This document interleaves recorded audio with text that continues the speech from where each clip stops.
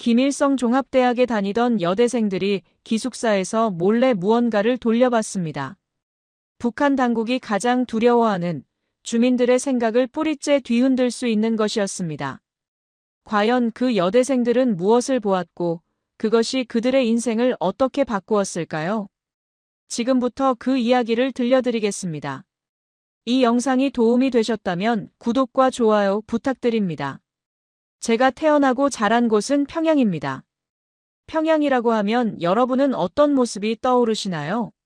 텔레비전에서 보신 것처럼 크고 웅장한 건물들, 넓은 도로, 잘 차려입은 사람들. 맞습니다. 그런 평양도 있었습니다. 그런데 제가 살던 평양은 그 뒷골목이었습니다. 창광거리에서 한참을 걸어 들어가면 나오는 낡은 아파트 단지. 그게 제 고향입니다. 5층짜리 회색 건물이 다닥다닥 붙어 있고 겨울이면 수돗물이 얼어붙어 아침마다 양동이로 눈을 녹여 쓰던 그 동네요. 그래도 봄이 오면 담벼락 틈새로 민들레가 피어나고 아이들이 골목에서 공기놀이를 하며 떠들던 나름 정겨운 곳이었습니다.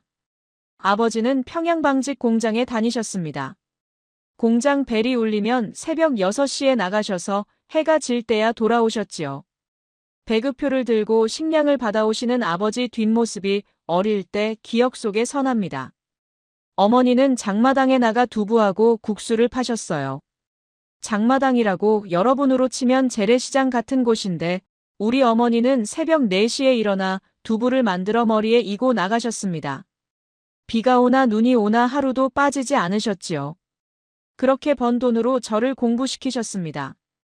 제가 김일성 종합대학에 붙던 날 어머니가 저를 끌어안고 우셨습니다. 그 손이 얼마나 거칠었는지 지금도 생각하면 가슴이 먹먹합니다. 장마당에서 두부 팔던 손으로 평양 최고 대학 합격증을 쥐어주신 어머니. 저는 그날 절대로 이 은혜를 잊지 않겠다고 속으로 다짐했습니다. 대학에 들어가니 세상이 달랐습니다. 저 같은 과 동기들은 대부분 간부집 자녀들이었습니다. 옷도 다르고 밥도 다르고 쓰는 물건도 달랐습니다. 저는 어머니가 싸주신 강냉이밥, 그러니까 옥수수밥 도시락을 혼자 조용히 먹곤 했습니다. 그래도 수업에서만큼은 뒤지지 않았습니다. 강의 시간에 교수님이 질문을 던지면 제일 먼저 손을 들었고 성적도 늘 상위권이었습니다. 기숙사 룸메이트로 만난 혜경이와 은별이도 저처럼 지방이나 서민 가정에서 올라온 아이들이었습니다. 혜경이는 함경북도 청진, 은별이는 황해도 해주. 우리 셋은 첫날부터 통하는 게 있었습니다. 밤이면 이불을 뒤집어 쓰고 소근소근 이야기를 나눴습니다. 강의실에서는 절대 할 수 없는 진짜 솔직한 이야기들을요. 그래도 그 시절 저는 체제를 의심하지 않았습니다. 김일성 수령님 초상화를 하얀 면장갑 끼고 닦는 것도 사상학습 시간에 수령님의 업적을 암송하는 것도 그냥 당연한 일이었습니다. 숨 쉬는 것처럼 자연스러운 일상이었으니까요. 어쩌면 저는 그냥 그렇게 어머니가 장마당에서 버신 돈으로 공부해서 졸업하고 좋은 직장 얻어서 어머니 편히 쉬게 해드리면 되는 사람인 줄 알았습니다. 그때까지는요. 그 USB가 우리 기숙사 방에 들어온 건 2학년 가을이었습니다. 처음에 그걸 가져온 건 같은 과 명희였습니다. 명희는 어디서 구했는지 손톱만 한 까만 USB 하나를 조심스럽게 꺼내 들었습니다. 이거 보면 안 된다는 거 알지? 그래도 한 번만. 우리는 서로 얼굴을 마주 봤습니다. 기숙사 방에 모인 건 그날 밤 11명이었습니다. 명희, 혜경이, 은별이, 그리고 복도 이쪽 저쪽 방에서 몰래 불러 모은 친구들까지. 문을 잠갔습니다. 커튼을 쳤습니다. 누군가는 문 앞에서 망을 보기로 했습니다. 그렇게 해서 우리 11명은 노트북 화면 하나를 둘러싸고 앉았습니다. 처음에 나온 건 한국 드라마였습니다. 저는 솔직히 처음엔 별 감흥이 없었습니다. 남조선 사람들이 찍은 선전물이겠지라고 생각했으니까요. 그런데 드라마가 끝나고 나온 건 뉴스 영상이었습니다. 서울 거리를 찍은 영상이었는데 저는 그 순간을 지금도 잊을 수 없습니다. 화냈습니다. 밤인데도 화냈습니다. 거리마다 네온 사인이 켜져 있었고 사람들은 하나같이 두꺼운 외투를 입고 자유롭게 걸어 다녔습니다. 길가에는 음식을 파는 가게가 줄지어 있었고 그 앞에는 아무도 줄을 서지 않아도 원하는 만큼 살 수 있는 것들이 진열대에 쌓여 있었습니다. 여러분도 아시지요? 우리 어르신들이 6.25 이후에 그렇게 배고프게 사시다가 나중에야 먹을 게 넘치는 세상을 보셨잖아요. 저도 그 순간 느낌이 비슷했을 거예요. 화면 속에 보이는 게 진짜인지 가짜인지조차 판단이 안 됐으니까요. 저 사람들. 저게 남조선 사람들이야? 누군가 작게 중얼거렸습니다. 아무도 대답하지 않았습니다. 우리가 학교에서 배운 남조선은 미제의 식민지 아래서 민중이 착취당하고 거리에 거지가 넘치는 곳이었습니다. 그런데 화면 속 그 거리에는 거지가 없었습니다. 대신 밝은 얼굴로 웃으며 걸어가는 사람들이 있었습니다. 은별이가 먼저 울었습니다. 소리도 없이 눈물이 뚝뚝 떨어지는 거예요. 저는 은별이 손을 잡아줬습니다. 왜 우는지 물어보지 않아도 알았습니다. 저도 울고 싶었으니까요. 그날 밤 우리 11명은 새벽 2시까지 그 자리에 있었습니다. 영상을 다 보고 나서도 아무도 먼저 일어나지 않았습니다. 방 안에 긴 침묵이 흘렀고 그 침묵 속에서 우리는 각자 뭔가를 생각하고 있었겠지요. 저는 어머니 생각이 났습니다. 새벽 4시에 일어나 두부를 만드시던 어머니. 그 어머니가 저 화면 속 나라에서 태어나셨다면 그래도 그렇게 사셨을까? 마침내 명희가 USB를 다시 집어넣으며 말했습니다. 우리 오늘 본 거 아무한테도 말하면 안 된다. 당연한 말이었습니다. 우리 모두 알고 있었습니다. 이게 발각되면 우리는 끝이라는 걸. 보위부에 끌려가면 그걸로 대학 생활도 어쩌면 그 이후의 모든 것도 끝이라는 걸. 그런데 이상한 건 그렇게 무서운 걸 알면서도 그날 이후로 우리 11명은 더 자주 모였다는 겁니다. 더 많은 영상을 구해봤습니다. 보면 볼수록 머릿속에서 뭔가가 뒤집히는 느낌이었습니다. 20년 넘게 쌓아온 것들이 조금씩 흔들리기 시작했습니다. 체제가 틀렸다고 생각한 게 아니었습니다. 아직은요. 그냥 뭔가 이상하다는 느낌. 우리가 배운 것과 우리가 본 것이 너무 달랐습니다. 그 차이가 좀처럼 머릿속에서 지워지지 않았습니다. USB 사건이 있고 나서 2달쯤 지났을 때였습니다. 같은 과 3학년 선배 한 명이 갑자기 사라졌습니다. 아침에 강의실에 있던 사람이 점심때 보니 없었습니다. 선배 자리에는 아무것도 없었고 아무도 어디 갔는지 입을 열지 않았습니다. 며칠 후 소문이 돌았습니다. 보위부에 끌려갔다고. 외부 영상을 퍼뜨리고 다녔다는 이유로요. 그날 이후 기숙사 분위기가 확 달라졌습니다. 교수님들은 강의 중간중간에 불순한 사상을 가진 자는 반드시 적발된다는 말을 끼워 넣었습니다. 복도에서 누굴 만나도 눈을 피했습니다. 친하게 지내던 동기들도 갑자기 어색하게 굴었습니다. 어제까지 같이 밥 먹던 사이인데 오늘은 괜히 시선을 피하고 말수가 줄었습니다. 서로가 서로를 믿지 못하게 된 거였습니다. 감시하는 사람이 따로 있는 게 아니라 우리 스스로가 서로를 감시하게 되는 구조. 그게 얼마나 무서운 건지 그때 처음으로 실감했습니다. 우리 11명도 더 이상 모이지 않았습니다. USB는 명희가 어딘가에 깊이 숨겼습니다. 그러던 어느 저녁 어머니한테서 연락이 왔습니다. 수연아, 장마당이 단속당했다. 어머니 목소리가 떨렸습니다. 보안원들이 들이닥쳐서 좌판을 뒤집고 물건을 다 압수해갔다는 겁니다. 어머니가 몇 달 동안 모아뒀던 돈도 두부틀도 솥도 전부 가져갔다고요. 단속이야 늘 있는 일이었지만 이번엔 유독 심했습니다. 어머니 목소리에서 그 사실이 느껴졌습니다. 전화를 끊고 나서 저는 한참을 멍하니 있었습니다. 기숙사 창밖으로 캠퍼스 불빛이 보였습니다. 저쪽 건물에서는 간부집 자녀들이 모여 웃고 떠드는 소리가 들렸습니다. 그 아이들 집에는 단속이 오지 않습니다. 그 아이들 어머니는 새벽 4시에 일어날 필요가 없습니다. 같은 하늘 아래, 같은 도시에 살면서 어쩌면 이렇게 다른 삶을 사는 것인지. 그날 밤 처음으로 분노라는 감정을 느꼈습니다. 슬픔이 아니라 분노였습니다. 어머니는 쉰이 넘은 분이셨습니다. 새벽 4시에 일어나 두부를 만들어 파시던 분이. 그 돈으로 저 대학 보내신 분이. 그런데 그 돈을, 그 고생을 한꺼번에 빼앗겨 버리셨다는 거잖아요. 여러분, 일제시대에 공출이라고 있었잖아요. 농사지어 놓은 쌀을 죄다 빼앗겨 버리던 그 시절. 어머니 이야기를 들으며 저는 그 생각이 났습니다. 다른 시대가 아니었습니다. 지금 이 순간에도 똑같은 일이 벌어지고 있는 거였습니다. 그날 밤 혜경이가 제 방으로 왔습니다. 아무 말 없이 옆에 앉아서 제 손을 잡았습니다. 혜경이도 아는 거였습니다. 말하지 않아도 서로가 무슨 생각을 하는지. 며칠 후 은별이가 조용히 말했습니다. 우리 진짜 가야 하는 거 아닐까?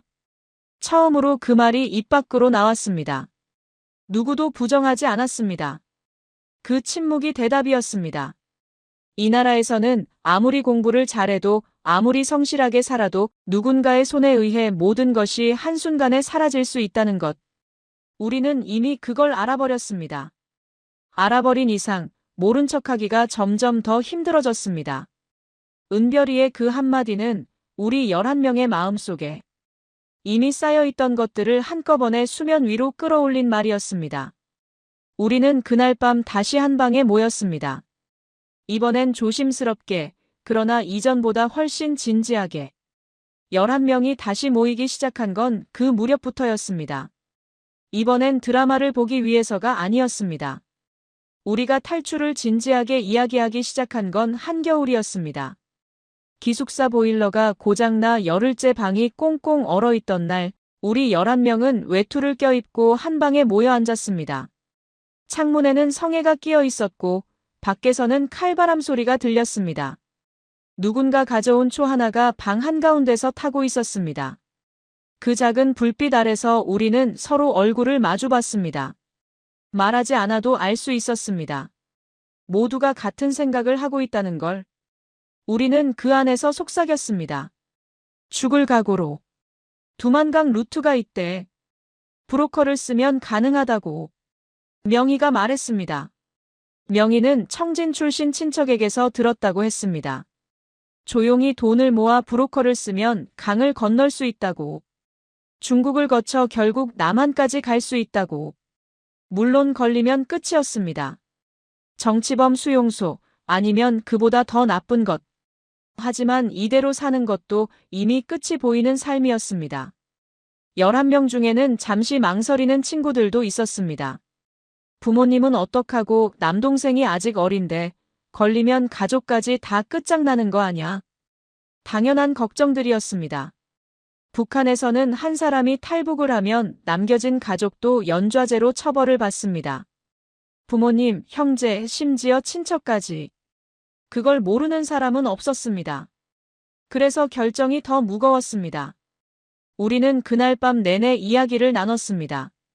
울기도 했습니다. 그리고 새벽이 되기 전 11명 모두 고개를 끄덕였습니다. 11명이 각자 가진 걸 털었습니다. 어머니가 보내주신 용돈, 몰래 모아둔 장마당 잔돈, 반지, 귀걸이. 있는 것 없는 것 다 꺼냈습니다. 브로커와 연락이 닿았고 출발 날짜가 정해졌습니다. 이제 남은 건 마지막 인사였습니다. 저는 학교에서 집으로 가는 버스를 탔습니다. 창밖으로 평양거리가 지나갔습니다. 어릴 때 뛰어놀던 골목, 어머니가 두부 팔던 장마당 어귀, 아버지가 퇴근하시던 공장 정문. 버스가 한 정류장씩 지나칠 때마다 어릴 때 기억들이 스쳐갔습니다. 저 골목에서 혜경이를 처음 만났던 날, 장마당 한켠에서 어머니 일 도와드리다 손을 베었던 날, 아버지 손잡고 공장 앞을 지나던 어린 시절. 이게 마지막이 될 수도 있다는 생각을 하니 이상하게 가슴이 먹먹하기보다 고요해졌습니다. 어머니는 부엌에서 국을 끓이고 계셨습니다. 된장국 냄새가 현관에서부터 났습니다. 저는 아무 말 없이 부엌 문틈으로 어머니 뒷모습을 잠시 바라봤습니다. 허리가 굽어 있었습니다. 언제부터 저렇게 굽으셨는지. 어머니는 제가 온 줄도 모르고 국을 젓고 계셨습니다. 저는 그 뒷모습을 오래 보았습니다. 이 모습을 기억해야 한다고, 눈에 꾹꾹 눌러 담아야 한다고 생각하면서요. 어머니, 저 왔어요. 어머니가 돌아보며 웃으셨습니다. 왔냐? 밥 먹고 가라. 저는 밥상 앞에 앉아서 어머니가 차려주신 밥을 먹었습니다. 된장국, 깍두기, 강냉이밥. 어릴 때부터 먹어온 그 맛이었습니다. 저는 한 숟갈도 남기지 않았습니다. 어머니가 오늘은 다 먹네 하고 흐뭇하게 웃으셨습니다. 그 웃음을 보면서 저는 속으로 울었습니다. 겉으로는 웃으면서 속으로는 이 얼굴을, 이 웃음을, 이 냄새를 절대로 잊지 않겠다고 마음속으로 되뇌었습니다. 일어서면서 저는 어머니를 한 번 안았습니다.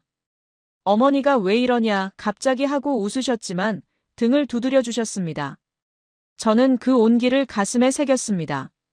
어머니, 저 공부 열심히 할게요. 다녀올게요. 그게 마지막 말이었습니다. 저는 돌아서서 나왔습니다. 계단을 내려오면서 한 번도 뒤를 돌아보지 않았습니다. 돌아보면 못 갈 것 같았으니까요.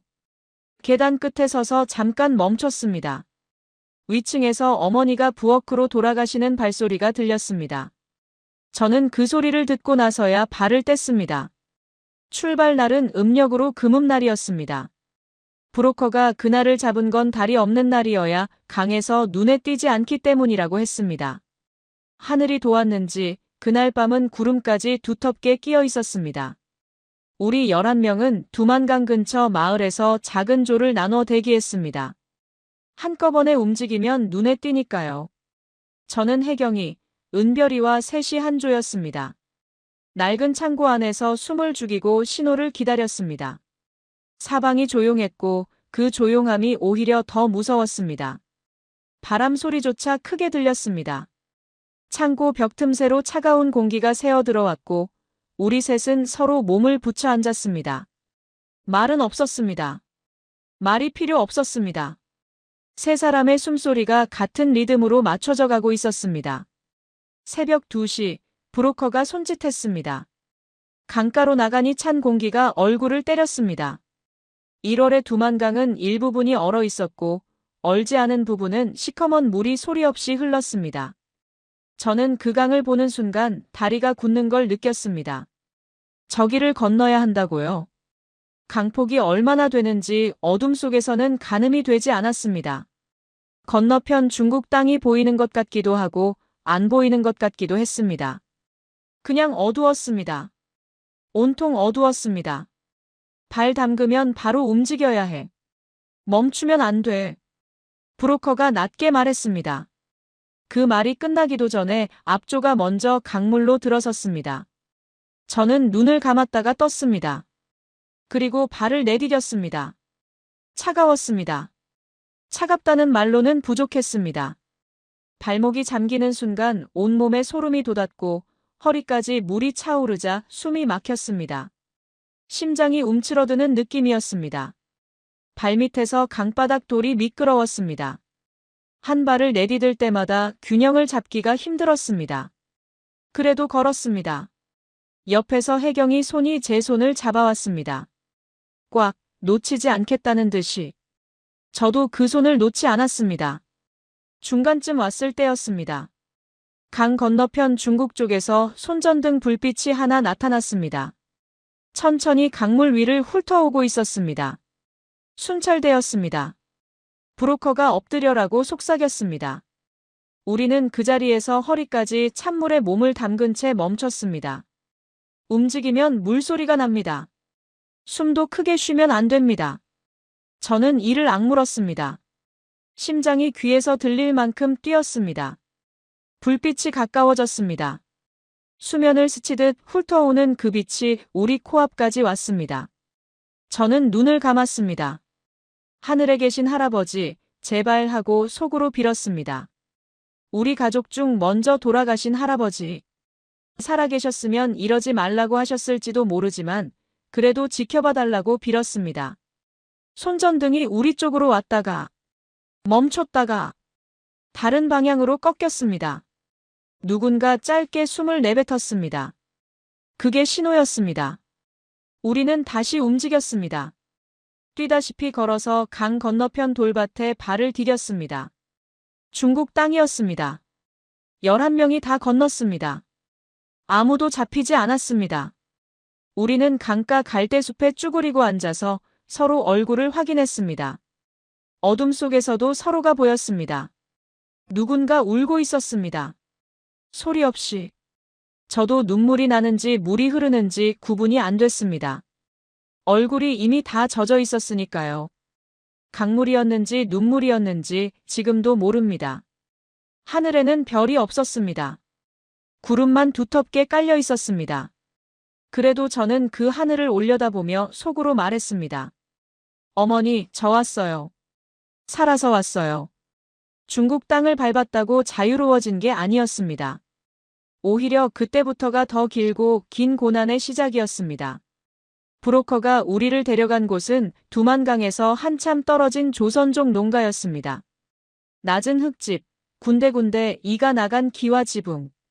마당에는 말라버린 옥수수 줄기가 쌓여 있었고 개 한 마리가 우리를 보고 짖다가 그쳤습니다. 주인 할머니는 우리를 보더니 아무 말 없이 방으로 들어오라고 손짓했습니다. 그 할머니도 조선족이었습니다. 우리말을 쓰셨는데 억양이 낯설었지만 알아들을 수 있었습니다. 우선 몸부터 녹여라. 그 한마디가 얼마나 따뜻하게 들렸는지 모릅니다. 할머니는 더 묻지 않으셨습니다. 우리가 어디서 왔는지 왜 왔는지. 그냥 군부를 지펴주시고 따뜻한 물을 한 대야 갖다 주셨습니다. 저는 그 물에 얼어붙은 발을 담그면서 처음으로 사람의 온기라는 걸 느꼈습니다. 그러나 우리는 그 집에 오래 있을 수 없었습니다. 단속이 언제 들이닥칠지 몰랐습니다. 중국에서 북한 사람으로 발각되면 즉시 강제 북송. 그 말이 우리 머릿속에 새겨져 있었습니다. 그래서 11명은 뿔뿔이 흩어졌습니다. 한꺼번에 다니면 눈에 띄니까요. 저는 혜경이와 둘이서 함께 다녔습니다. 조선족이 운영하는 식당에서 허드렛 일을 했습니다. 설거지, 청소, 쓰레기 버리기. 말이 통하지 않아 중국 손님들한테 눈치만 봐야 했습니다. 주인이 뭔가를 시키면 눈빛만 보고 파악해야 했습니다. 틀리면 눈총이 날아왔습니다. 월급은 제대로 받은 적이 없었습니다. 단속 때 눈 감아주는 거로 퉁치자는 식이었습니다. 거부할 수 없었습니다. 거부하면 신고당할 수 있었으니까요. 그렇게 몇 달을 버텼습니다. 하루하루가 살얼음판이었습니다. 길에서 공한 차가 지나가면 가슴이 쿵 내려앉았습니다. 시장에서 누군가 자꾸 쳐다보면 혹시 신고하는 건 아닐까 싶어 자리를 피했습니다. 그러던 어느 날이었습니다. 은별이가 연락이 끊겼습니다. 처음엔 연락수단이 마땅치 않아서 그러려니 했습니다. 그런데 며칠이 지나고 다른 친구를 통해 소식을 들었습니다. 은별이와 함께 있던 친구 하나, 둘이서 단속에 걸렸다고. 그 자리에서 중국 공안에게 잡혀 북송됐다고. 그 친구들이 지금쯤 어디에 있을지, 어떤 처우를 받고 있을지. 탈북하다 잡히면 어떻게 된다는 건 우리 모두 알고 있었습니다. 그래서 더 무서웠습니다. 알기 때문에 더. 그 소식을 들은 밤, 저는 잠을 못 잤습니다. 은별이 얼굴이 눈에 밟혔습니다. 기숙사에서 이불 뒤집어 쓰고 웃던 얼굴, 처음 영상 보고 소리 없이 울던 얼굴. 지금 은별이는 어디에 있을까? 살아있을까? 생각하면 안 된다는 걸 알면서도 생각이 멈추지 않았습니다. 그 무렵 한 선교사님을 만났습니다. 한국에서 오신 분이었습니다. 위험을 무릅쓰고 탈북자들을 숨겨주고 다음 루트를 연결해 주시던 분이었습니다. 저한테 처음 하신 말씀이 밥은 먹었냐였습니다. 그게 뭐가 특별하냐고 하실 수 있지만 그때 저한테는 그 한마디가 오래간만에 사람 취급을 받는 것 같았습니다. 중국에 온 이후로 저는 그냥 숨어있는 사람이었습니다. 없어야 하는 사람. 존재해서는 안 되는 사람. 그런데 그 선교사님은 제가 밥을 먹었는지 물어봐 주셨습니다. 저는 그 자리에서 눈물을 쏟았습니다. 선교사님은 아무 말 없이 수건을 건네주셨습니다. 남은 9명이 그 선교사님을 통해 다시 연락이 닿았습니다. 9명이 살아있다는 것만 해도 감사했습니다. 우리는 다시 뭉쳤고 다음 목적지를 정했습니다. 한국.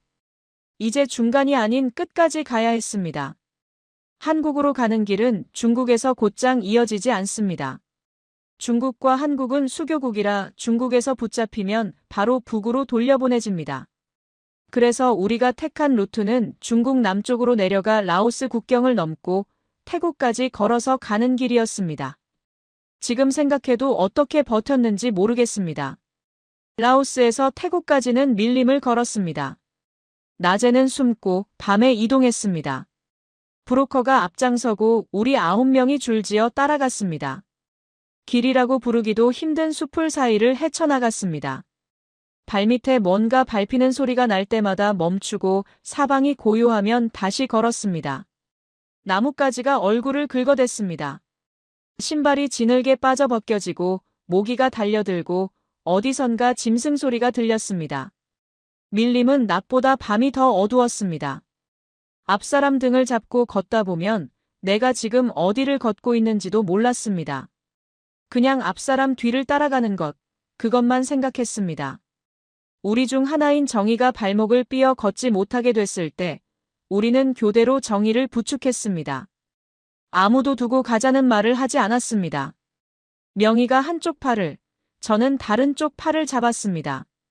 정희는 미안하다고 했습니다. 괜찮다고 했습니다. 여기까지 와서 9명이 9명이어야 한다고 생각했습니다. 누구 하나 잃을 수 없었습니다. 우리는 그 밀림에서 서로가 서로의 다리가 됐습니다. 평양 기숙사에서 함께 이불 뒤집어 쓰고 속닥이던 그 아이들이 이제는 정글에서 서로를 부축하고 있었습니다. 이틀째 밤이었습니다. 다들 지쳐서 더 이상 말도 나오지 않는데 앞서 걷던 명희가 갑자기 멈춰 섰습니다. 그리고 손가락으로 저 멀리를 가리켰습니다. 가로등 불빛이 보였습니다. 도로가 있었습니다. 우리는 서로 얼굴도 못 알아보는 어둠 속에서 서로 손을 잡았습니다. 아무도 소리를 내지 않았지만 그 손의 떨림이 모든 걸 말해줬습니다. 태국 방콕에 있는 한국 대사관에 도착한 건 그로부터 며칠 후였습니다. 대사관 철문 앞에 섰을 때 문 위에 걸린 태극기가 보였습니다. 붉고 파란 태극 문양.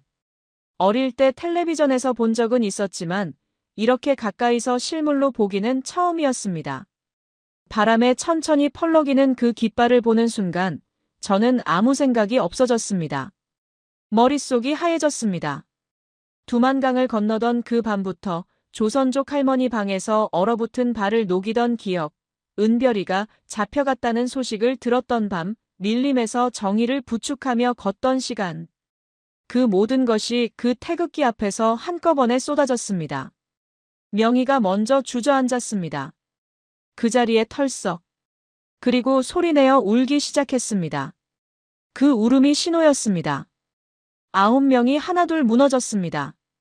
저도 두 무릎이 먼저 땅에 닿았습니다. 소리 없이 눈물이 쏟아졌습니다. 대사관 문이 열렸습니다. 한국 직원분이 나오셔서 우리를 안으로 들이셨습니다. 따뜻한 방이었습니다. 의자가 있었고 물이 있었습니다. 직원분이 한국말로 말씀하셨습니다. 다들 고생 많으셨어요. 이제 괜찮습니다. 그 말에 또 울었습니다. 괜찮다는 말을 이렇게 오래 듣지 못했구나 하는 생각에 누군가 우리한테 괜찮다고 말해주는 것만으로도 이렇게 무너질 수 있구나 싶었습니다. 하나원에 들어가기까지 몇 달이 더 걸렸습니다. 서류 절차, 신원 확인. 기다리는 시간도 길었습니다. 그래도 괜찮았습니다. 이제 쫓기지 않아도 된다는 것만으로도 숨을 쉴 수 있었습니다. 서울에 처음 발을 디딘 날 밤이었습니다. 공항에서 나오는데 도시 전체가 빛으로 가득했습니다. 아, 이게 저 영상에서 본 그 거리구나. 그런데 실제로 보니 영상보다 훨씬 더 밝았습니다. 훨씬 더 많은 사람이 있었고 훨씬 더 많은 소리가 났습니다. 자동차 소리, 사람들 웃음소리, 어디선가 흘러나오는 음악. 저는 공항 출구에 서서 잠시 멍하니 있었습니다. 이 도시에서 이제 살아야 한다고, 이 빛들 사이에 제가 있어도 된다고, 그 사실이 실감이 나지 않았습니다. 하나원에서 지내는 동안 많은 것을 배웠습니다. 지하철 타는 법, 물건 사는 법, 인터넷 쓰는 법. 남한 말투도 조금씩 익혔습니다. 처음엔 마트에 가는 것도 어려웠습니다.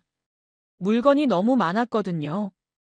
과자 한 종류를 고르는데 20가지가 넘게 있는 거예요. 저는 그 앞에 서서 한참을 고르다가 결국 그냥 아무것도 안 샀습니다. 선택을 한다는 것 자체가 낯설었으니까요. 북에서는 있는 것만 먹으면 됐으니까요. 어떤 날은 하나원 선생님이 뭐 먹고 싶어요? 하고 물어보시는데 그 질문 앞에서 한참을 멍하니 있었습니다. 먹고 싶은 게 뭔지 생각해 본 적이 없었던 겁니다. 편의점도 처음엔 신기했습니다. 새벽 3시에도 불이 켜져 있었습니다. 들어가 보니 따뜻하고 밝았습니다. 라면, 삼각김밥, 음료수. 아무도 줄 서지 않아도 살 수 있었습니다. 저는 따뜻한 캔 음료 하나를 들고 계산하면서 혼자 웃었습니다. 이런 것 하나에 웃다니 싶으면서도 웃음이 났습니다. 그러다 문득 어머니 생각이 났습니다. 어머니도 이런 걸 한 번쯤 드셔봤으면, 이런 따뜻한 캔 음료 하나 들고 앉아서 쉬어보셨으면. 그 생각에 웃음이 멈췄습니다. 그리고 서울대 입학날이 왔습니다.